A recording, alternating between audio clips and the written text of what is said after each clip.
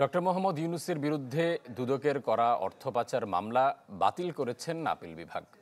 প্রধান বিচারপতি ডক্টর সৈয়দ রেফাত আহমেদের নেতৃত্বাধীন বেঞ্চ সর্বসম্মতিক্রমে এ রায় দেন।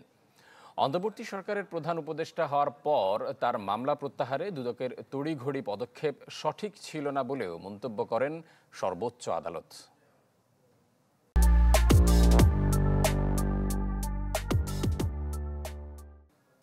জুলাই গণ অভ্যুত্থানের পর ৮ আগস্ট অন্তর্বর্তী সরকারের দায়িত্ব নেন ডক্টর মোহাম্মদ ইউনূস।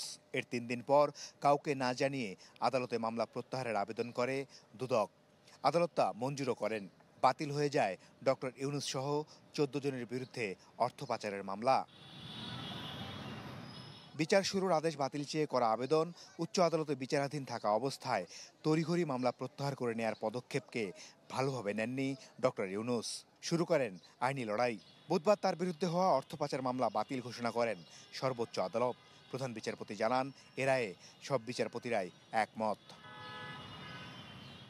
ডক্টর ইউনূসের আইনজীবী বলছেন, দেশে বিদেশে হেয় করতেই অন্তর্বর্তী সরকারের দায়িত্ব নেয়ার পর মামলা প্রত্যাহার করা হয়।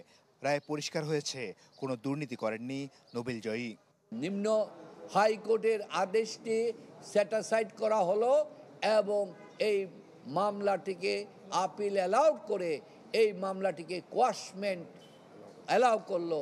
আইনের মাধ্যমে এই মামলা থেকে ডক্টর মোহাম্মদ ইউনূস সহ বাকি যারা ৭ জন আছেন সবাইকে এই মামলা থেকে খালাস দিয়েছেন। আর গ্রামীণ টেলিকমের ব্যবস্থাপনা পরিচালক বললেন, ষড়যন্ত্রের বিরুদ্ধে বিজয় হয়েছে। সম্পূর্ণ সন্দেহ এবং উদ্দেশ্য প্রণোদিত। এখন তার সত্যের বিজয় হলো। একটা মিথ্যার উপরে মামলাটা প্রতিষ্ঠিত হয়েছে। দুদক আইনজীবী বলছেন, মামলার প্রক্রিয়াটি যে সঠিক ছিল না দেরিতে হলেও বুঝতে পেরেছিলেন তারা। সে কারণেই সংস্থাটি মামলা প্রত্যাহার করে নেয়। আগের কমিশন যখন এটা মামলাটা করেছিল তখন হয়তো সঠিক পরামর্শটা ছিল না, পরবর্তীতে সঠিকভাবে এসছে এবং এটা টোটাল বলা যায় যে আননেসেসারি হ্যারাসমেন্ট। নোবেল পুরস্কার পাওয়া লোক, যেটা শতবর্ষে বাংলাদেশে একটা এসছে, সেইটা তার মতো মানুষকে এইভাবে অপদস্থ করা আমার মনে হয় যে ঠিক ছিল না। গ্রামীণ টেলিকমের শ্রমিক কর্মচারীদের কল্যাণ তহবিলে ২৫,২২,৭৮০ টাকা আত্মসাতের অভিযোগে ২০২৩ সালের ৩০ মে অধ্যাপক ডক্টর ইউনূস সহ ১৪ জনের বিরুদ্ধে মামলাটি করেছিল দুদক। এ মামলার বিচার শুরুর আদেশও দিয়েছিলেন জজ আদালত। মাসুদুর রহমান, চ্যানেল 24, ঢাকা।